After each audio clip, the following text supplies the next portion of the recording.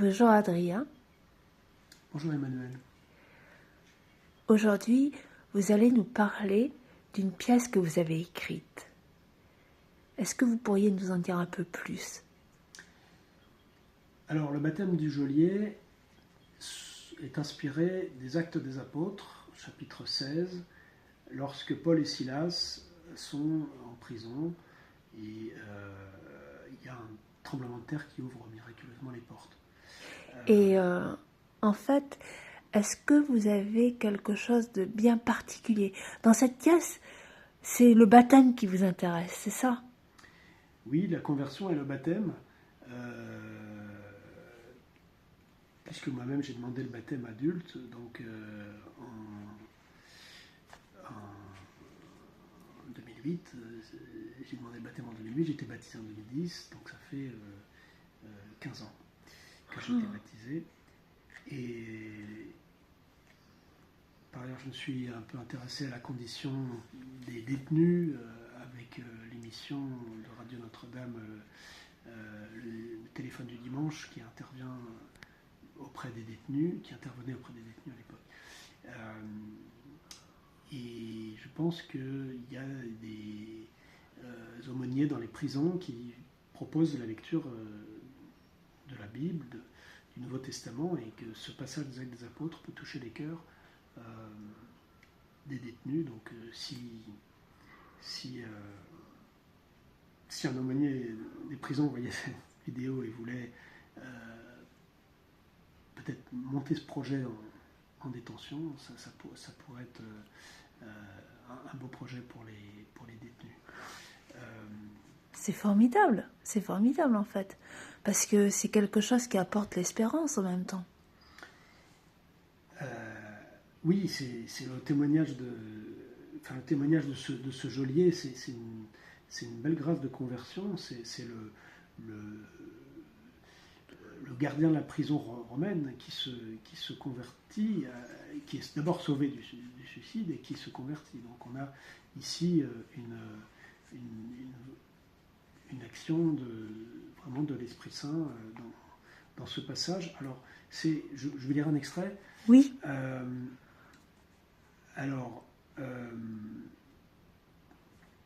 Vers le milieu de la nuit, Paul et Silas priaient et chantaient les louanges de Dieu, et les autres détenus les écoutaient. Tout à coup, il y eut un violent tremblement de terre qui secoua les fondations de la prison. À l'instant même, toutes les portes s'ouvrirent et les liens de tous les détenus se détachèrent. Le geôlier, tiré de son sommeil, vit que les portes de la prison étaient ouvertes. Croyant que les détenus s'étaient évadés, il dégaina son épée et il était sur le point de se donner la mort. Mais Paul se mit à crier d'une voix forte « Ne va pas te faire de mal, nous sommes tous là !» Ayant réclamé de la lumière, le geôlier se précipita et, tout tremblant, se jeta aux pieds de Paul et Silas. Puis il les emmena dehors et leur demanda « Que dois-je faire pour être sauvé, mes seigneurs ?» Ils lui répondirent « Crois au Seigneur Jésus et tu seras sauvé, toi et toute ta maison. » Amen. Ils lui annoncèrent la parole du Seigneur ainsi qu'à tous ceux qui vivaient dans sa maison. À l'heure même, en pleine nuit, le geôlier les emmena pour laver leurs plaies. Aussitôt, il reçut le baptême avec tous les siens. Puis il fit monter chez lui Paul et Silas. Il fit préparer la table et avec toute sa maison, il laissa déborder sa joie de croire en Dieu. Voilà. Amen. Et ce que je trouve intéressant justement parce que ta pièce en fait elle est basée sur le baptême du geôlier, et il y a aussi dans cette pièce-là une explication de ce que c'est d'être dans la divine volonté. Enfin, tu nous expliqueras un peu plus après, mais il y a quelque chose qui est incroyable et moi j'aime beaucoup ça aussi. Oui, Paul et Silas sont dans la divine volonté. Au lieu d'être simplement dans les instincts de survie, à profiter de l'occasion pour fuir, effectivement, ils restent dans la prison, et ce qui leur permet de sauver le gardien du suicide. Alors donc voilà ce que ça donne. À partir de ce passage, je me suis autorisé à imaginer un petit peu. Qui Oui, pourrait être ce gardien? Comment on pourrait représenter le gardien, le geôlier? et juste une petite question, ça t'a mis combien de temps pour écrire une pièce de... J'avoue que je me souviens pas. En fait, ça fait plusieurs années. Ah oui, Et ben, c'est venu. Je sais pas si j'ai mis quelques semaines ou quelques. Non, c'était pas très long. Enfin, ça s'est fait en plusieurs étapes, mais en tout cas, ça fait plusieurs années. Donc, désolé, je me souviens pas exactement. Mais euh, c'était vraiment l'idée que les actes des apôtres sont une source, peuvent être une source vraiment pour le théâtre chrétien. Euh, amen. Et c'est quelque chose qui te tient parce que vraiment mettre plusieurs années pour une pièce, c'est un projet auquel tu tiens vraiment, quoi, en fait. bah, j'aimerais bien partager cette expérience cette expérience de conversion. Enfin, moi, je n'allais pas bien quand j'ai demandé le baptême. C'est plus du côté de la dépression. Et je crois que ça concerne beaucoup de monde aujourd'hui. Donc, il y a des suicidaires dans notre société qui sont nombreux et qui sont peut-être comme Stéphanos le geôlier. Alors lui, je lui donne des intentions particulières et c'est l'occasion peut-être d'essayer de montrer un petit peu ce que c'est que la radicalité évangélique dans le contexte des, des religions polythéistes de l'époque, de l'idolâtrie de l'époque.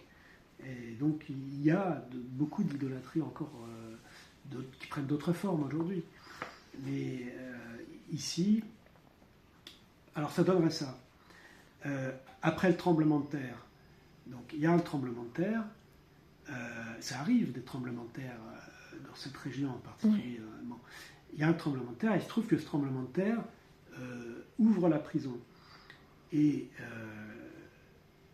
les portes de la prison s'ouvrent, et Stéphanos, enfin je l'appelle Stéphanos, hein, Mhm. geôlier, imagine que tout le monde a fui. Et donc, il pense avoir tellement failli dans son devoir qu'il doit se suicider, il doit se faire harakiri, comme on dirait chez les Japonais. Mhm. Malédiction, ce séisme épouvantable manifeste la colère des dieux. Nous n'avons pas été assez fermes dans notre répression des rebelles. Les dieux de nos pères exigent que nous fassions mieux respecter l'ordre romain par la mort plutôt que par la prison. Voici que la terre a tremblé de colère contre notre pusillanimité. La terre de nos pères crie vengeance contre les étrangers rebelles. Les prisonniers qui étaient sous ma garde ont forcément pris la fuite. Si je n'avais pas été endormi au moment du séisme, si j'avais couru plus vite pour revenir vers la grille effondrée et glisser dans la terre dans une faille après avoir moi-même roulé de l'autre côté de la colline, si j'avais été vraiment vigilant, je les aurais rattrapés, ces deux vagabonds sectaires. Quel sacrifice apaisera la colère des dieux? Seul le sacrifice volontaire de ma vie peut mettre fin à leur légitime courroux. J'ai failli à ma mission. Plutôt que d'être condamné par ma hiérarchie pour négligence coupable, je vais retrouver ma fierté romaine stoïcienne en mettant moi-même fin à mes jours. Il brandit son épée en tournant la lame vers sa poitrine. Paul, à ce moment-là, intervient. Arrête, geôlier, ne tourne pas ton épée contre ta propre vie. Tes prisonniers sont tous là. Aucun n'a pris la fuite. Tout va bien pour toi, mon ami. Tu es un bon gardien de cette prison impériale, efficace, consciencieux, courageux et énergique dans ta mission. Tu es engagé tout entier dans ton métier et cela est remarquable. Dieu connaît tes vertus de dévouement dans ta mission professionnelle, ton sens du devoir. Mais que fera-t-il de ton âme si tu décides à sa place de ta propre mort? Pour l'amour de Dieu, mon ami, ne te fais pas violence de manière irréparable. N'installe pas ton âme dans le désespoir pour l'éternité. Stéphanos.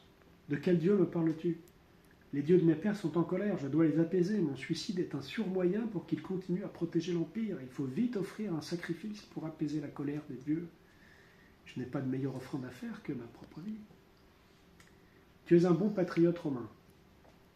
Nous sommes disciples du Christ, le Messie attendu par les Juifs depuis des siècles, le Fils unique de Dieu très haut. Ce Jésus, ce Christ, a offert sa vie en sacrifice sur la croix une fois pour toutes, pour que les hommes soient pardonnés et reviennent vers Dieu. Si tu te suicides, c'est à Satan que tu fais une offrande, c'est-à-dire que tu accrois les forces de la peur, de la colère, du ressentiment, de la folie et de la confusion. Depuis le récent sacrifice du Christ sur la croix, les hommes n'ont plus à faire de sacrifices sanglants, ni humains, ni animaux. La seule offrande que nous devons à Dieu, c'est l'obéissance fraternelle. Stéphanos, je suis citoyen romain, tu l'as dit toi-même, je m'appelle Stéphanos, gréco-romain par ma famille, bilingue, je ne suis pas juif. Comment peux-tu l'ignorer? Les Romains ont tué votre roi prophète, votre Messie. Je n'ai rien à voir avec votre tradition, et je ne souhaite pas devenir juif. Votre loi est impossible à pratiquer. Je ne veux pas me faire circoncire. Paul, il y a déjà beaucoup de Romains parmi les disciples du Christ, beaucoup de convertis, des soldats qui ont approché le Christ, et même parmi ceux qui l'ont crucifié se sont convertis. Quant à la circoncision, nous en discutons, notamment avec Pierre. Dans un proche avenir, il sera possible de devenir chrétien sans se faire circoncire. Stéphanos, qui es-tu toi qui me parles? Ah, je reconnais le voleur d'esclaves que nous avons enfermé hier. Toi et tes camarades, vous êtes toujours là. Aucun n'a pris la fuite. Il y a déjà eu des tremblements de terre et des glissements de terrain dans la région, mais c'est la première fois que je vois la grille de la prison glisser dans la terre. J'ai le trousseau de clés avec moi. Je suis le seul. Personne d'autre que moi ne peut ouvrir les geôles. Ce séisme prodigieux était pour vous une occasion inespérée de fuir. Pourquoi êtes-vous resté? Paul, toi, tu étais occupé à dormir.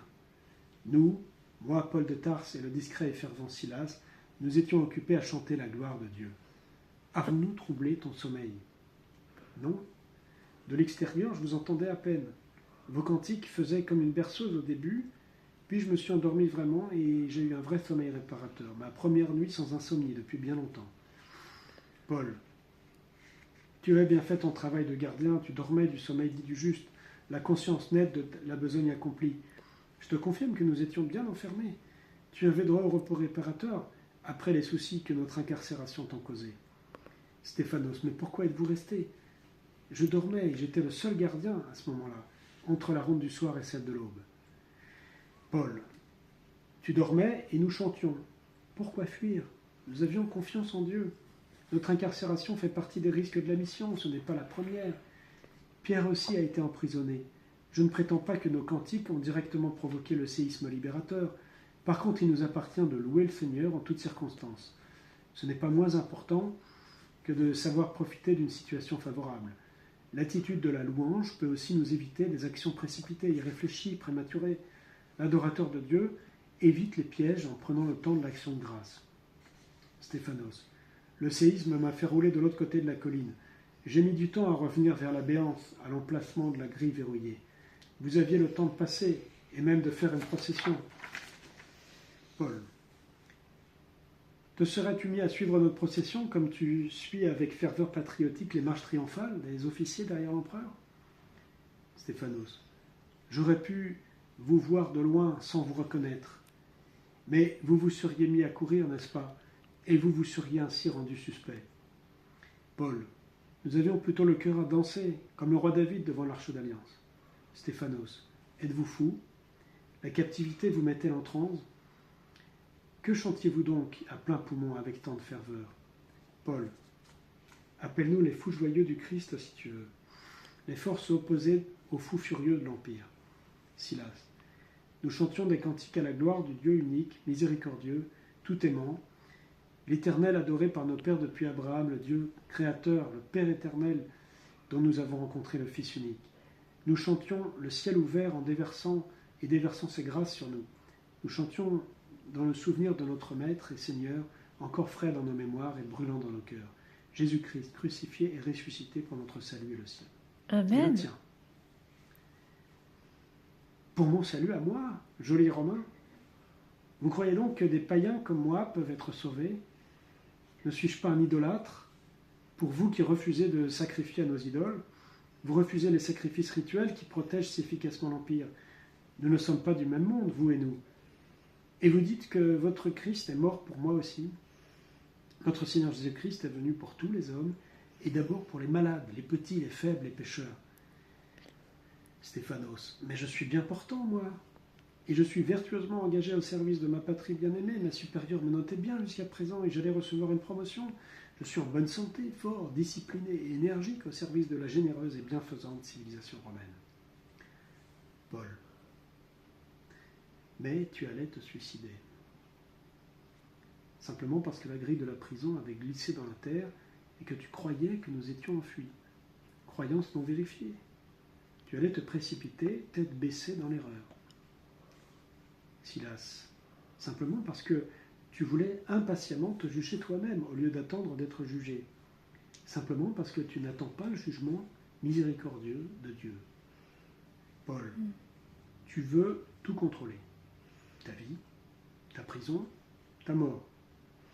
Est-ce que ta vie est devenue une prison parce que tu crains et tu crois que tes prisonniers se sont échappés? Tu allais te suicider à cause d'une fuite supposée de tes captifs, sans vérification. Mon ami, tu n'es pas si rationnel que ça pour un Romain. Stéphanos, veux-tu dire que je suis malade, moi aussi? Silas, oui, mon ami. Ta passion suicidaire est une maladie. Ton idolâtrie de la puissance est une dangereuse illusion qui absorbe tes forces vitales au détriment du salut de ton âme. Paul, sais-tu ce que notre Seigneur a fait comme geste d'amour envers nous, pauvres pécheurs? Stéphanos, il a guéri des malades et remis sur pied des paralytiques, il a aussi exorcisé des possédés. Silas, oui, il a aussi guéri un grand nombre de malades, comme la belle-mère de Pierre. Mais à ses disciples, la veille de sa mort, Paul, Jésus a lavé les pieds de ses disciples jeudi soir, avant d'être crucifié vendredi. Stéphanos, mais comment diable pouvez-vous croire en un Dieu qui se fait domestique? Paul, scandale pour les Juifs, folie pour les païens, en effet.